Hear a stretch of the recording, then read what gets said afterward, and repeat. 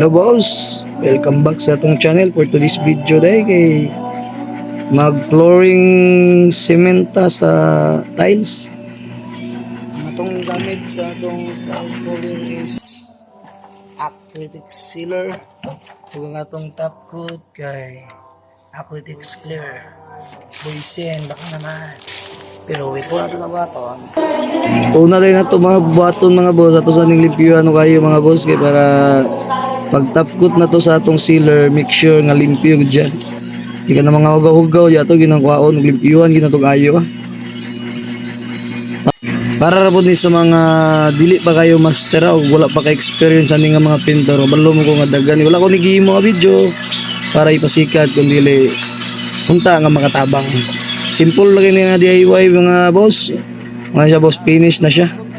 O ato na siyang tira nog sealer.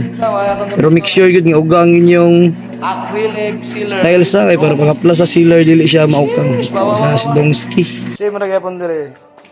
Ready na dire? Ready na? Ready na. Okay.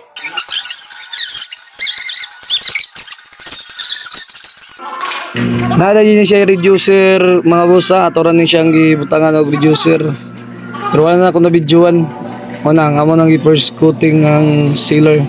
Dili ilang tulat na. Ay lang kay bagaan ninyo para dili ra mo uga ba.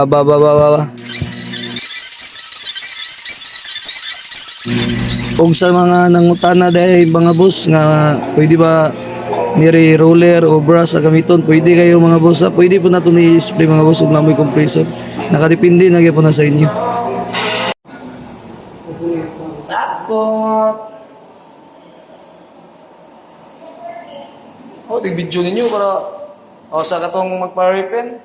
PM lang mo Kang Domski o kang Mark Kiki. Happy.